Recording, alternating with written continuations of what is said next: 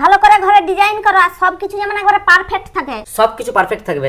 দেখো এই হচ্ছে তোমার ঘর। ওকে। ঠিক আছে, আর এইটা হচ্ছে ঘরের মেন গেট। গেটে ঢুকলে সাইডে একটা টয়লেট রাখবো। মেন গেটে টয়লেট? আরে তোমার ঘরে ঢুকতে ঢুকতে যদি তোমাকে হাগু পেয়ে যায় তখন তুমি কি করবে? তখন তোমাকে টয়লেট যেতে হবে। তো সেই কারণে মেন গেটে ঢুকার পরেই এখানে একটা টয়লেটের ব্যবস্থা করে রাখলাম। ঠিক আছে, তারপরে দেখো তোমার এখানে একটা বেডরুম করব। বেডরুমের ভেতরে এখানে বেড থাকবে। ওকে। আর এই সাইডটা একটা টয়লেট রাখবো। ঠিক আছে, বেডরুমে টয়লেট?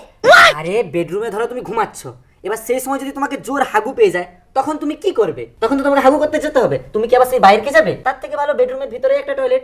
ওকে। বুঝতে পারলে? তারপরে তোমার ধরো এখানে একটা কিচেন। ঠিক আছে, কিচেনটা একটু ছোট করবো, কিচেনটা বেশি বড় দরকার নেই। তো কিচেনের ভেতরে এখানে ধরো টেবিল রাখবো, মানে এখানে রান্না টান্না সবকিছু করবে। আর এই ভেতরে একটা টয়লেট রাখবো। না না, একটা নয়, দুটা টয়লেট রাখবো। রান্নাঘরে টয়লেট, তাও আবার দুটো? আরে ধরো তোমরা দু বৌমাই রান্না করতেছ, দুজনকে একসাথে হাগু পেয়ে গেল, তখন তোমরা কোথায় যাবে? হাগু তো করতে হবে। সেই কারণে আমি রান্নাঘরে দুটা টয়লেটের ব্যবস্থা রাখছি। তো এবার এই পাশে হচ্ছে ডাইনিং রুম করব, আর ডাইনিং রুমটা একটু বড় করতে হবে। দেখো বড় রকম ডাইনিং রুম করলাম, মাঝখানে টেবিল থাকবে, চারদিকে চারটা চেয়ার থাকবে, চারদিকে চারটা চেয়ার থাকবে, আর চার কোণে চারটা টয়লেটের ব্যবস্থা রাখবো। ডাইনিং রুমে টয়লেট?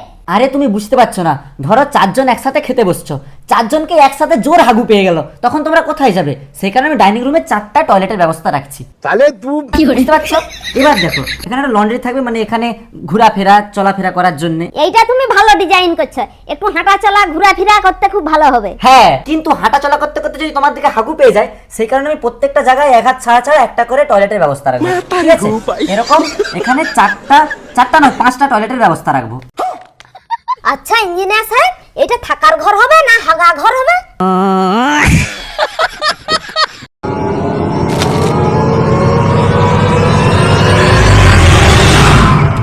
দোকানে একটা মশলা মেডেঙ্গেল দাও তো, যেগুলো এখন নতুন বেরাইছে, যেগুলোর ভেতর থেকে টাকা পাওয়া যায়। ও টাকাবালা কুড়কুড়ি ওখানে আছে, একটা নিয়ে নাও না। ঠিক আছে,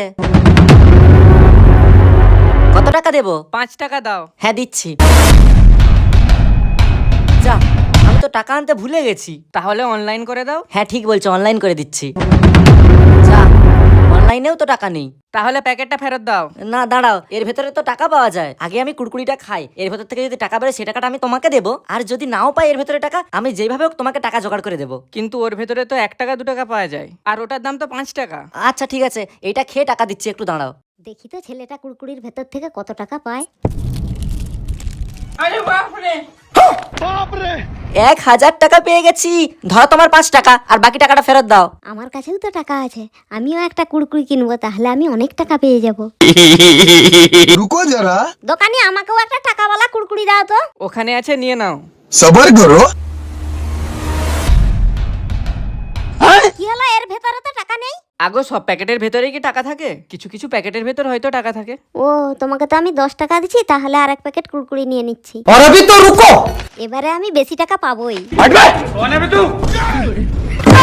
যাও, এর ভেতরেও তো কিছু নেই। নেই তো আমি কি করব? তোমার ভাগ্যে নেই তাই তুমি পাওনি। কি হলো, এই ছেলেটাই তো এক্ষুনি কুড়কুড়ির ভেতর থেকে 1000 টাকা পেয়েছিল, ও তোমার দোকানে ঢুকলো কেন? আগো ম্যাডাম, এই ছেলেটাই তো এই দোকানের মালিক।